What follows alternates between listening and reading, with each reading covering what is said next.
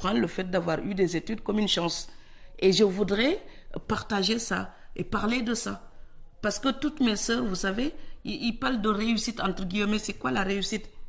Pour moi, c'est arriver à faire ce qu'on a envie de faire et élargir son horizon. Donc, je n'ai pas d'autre mystère à cacher. Mais la seule clé pour moi, c'est l'éducation. Pour moi, le savoir, c'est la meilleure clé pour avancer dans la vie. Maintenant, ça peut sembler enfoncer des portes ouvertes quand on parle de ça en étant en Europe. Mais en France, vous savez, l'éducation est obligatoire jusqu'à 16 ans. Donc du coup, les lycéens, quand vous dites « Ah, le lycée, c'est formidable », ils disent bah, « Elle va nous assommer comme les parents et comme les profs ».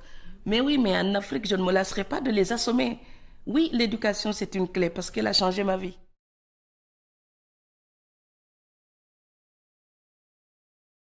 La liberté pour moi, d'abord, c'est avoir le droit de m'exprimer.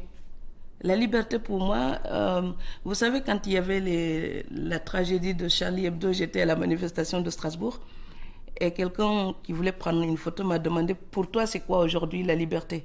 J'ai pris ma carte d'électeur ou d'électrice comme on dit, j'ai pris cette carte et je l'ai épinglée sur un stylo et j'ai montré mon stylo et ma carte d'électrice. Donc voilà, le stylo me permet de m'exprimer. Ma carte d'électrice me permet de participer au débat public et de dire ce que je pense.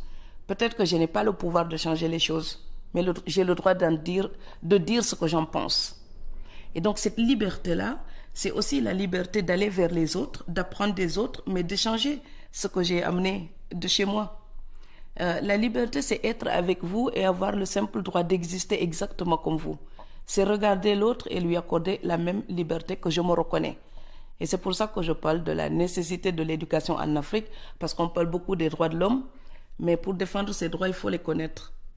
Et quand on les connaît, on peut revendiquer ces droits et respecter les droits des autres. Donc moi, la liberté, c'est quand je sais que ce que je décide de vivre aujourd'hui, c'est pas quelque chose qu'on m'impose, c'est un choix. Donc pour une femme, pouvoir choisir, pour moi, c'est oui, le plaisir de vivre tout simplement en tant qu'être humain sans entrave.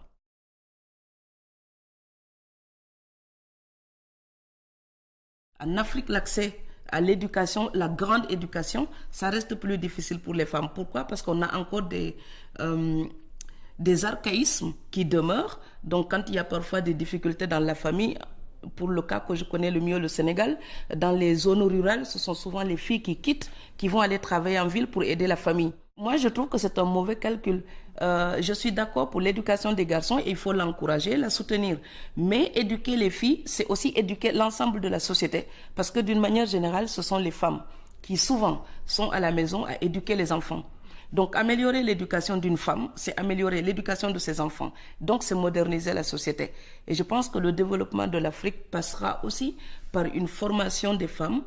Il faut qu'elles puissent revendiquer leur part de contribution aussi dans l'évolution du continent.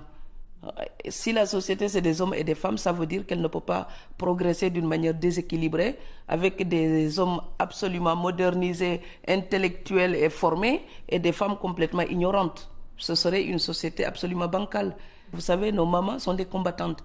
Vous allez dans un village africain, je vous garantis que le nombre d'heures de travail de ces femmes-là, les conditions de travail de ces femmes-là, je vous garantis que quand on sait faire ça, quand on peut passer une journée dans les champs de mil, je l'ai connu quand j'étais jeune, quand on peut être dans une rizière pendant toute une journée, je vous garantis qu'être dans l'amphithéâtre d'une université, c'est juste un privilège absolument relaxant.